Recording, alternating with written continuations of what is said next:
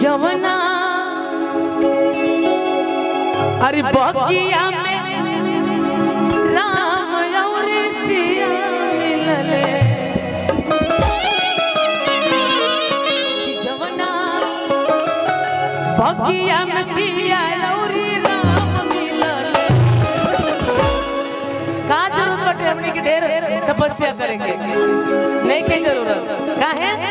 ऐसा न लागे लगी हमार चारों धाम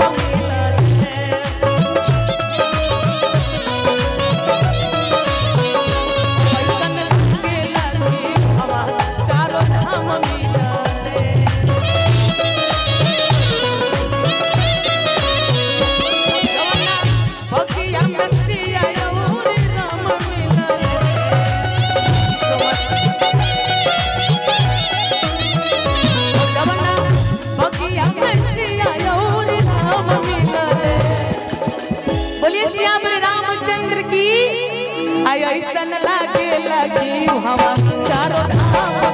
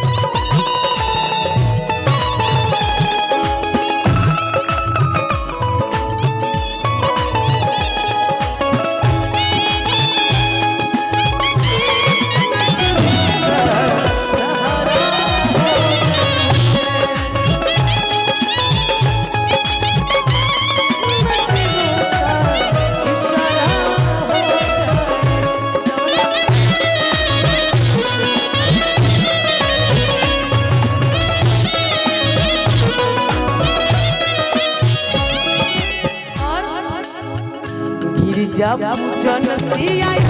मंदिरिया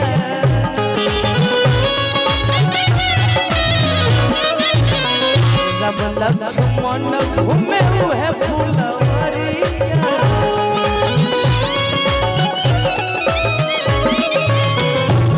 जब जनसिया मंदिरिया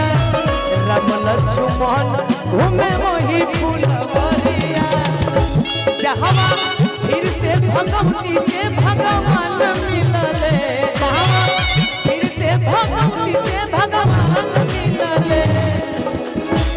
लागे चारों धाम मिलले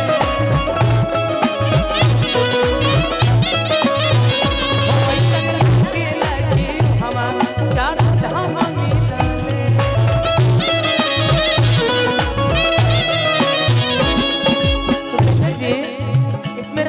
जब वो लवकुश कांड जो था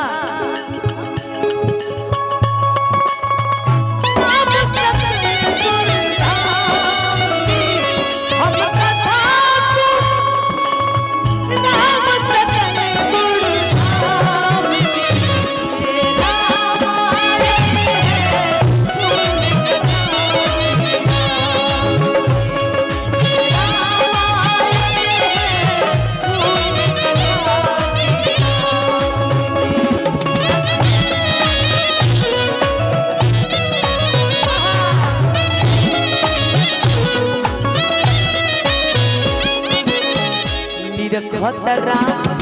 जनक कुमार के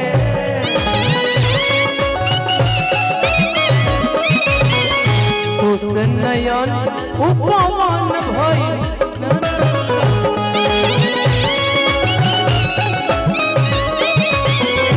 त्रेता युग में एकर परिणाम मिलले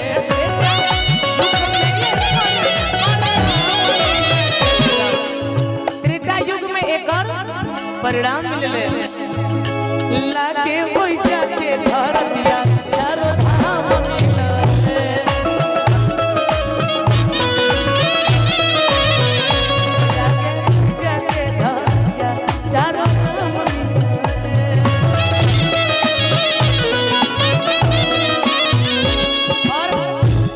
भैया रुकी तनी, यहाँ गार्जियन की तरफ से ढेर सारा प्यार आशीर्वाद बा, जय प्रकाश सर की तरफ से,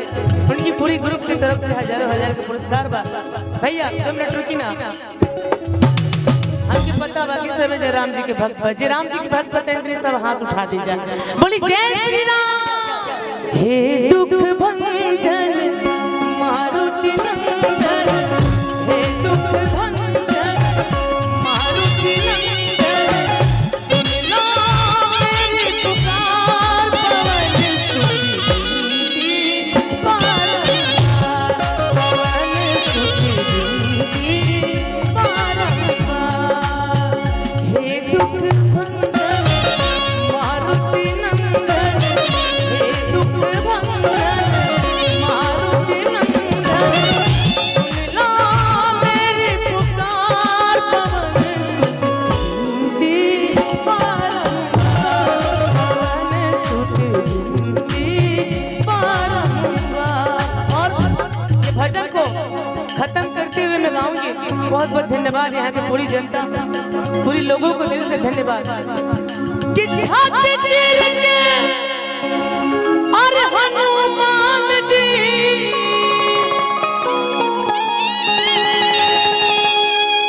अरे दिखा दिया सम्मान, श्याम रामचंद्र की मेरे तन में बसे है राम।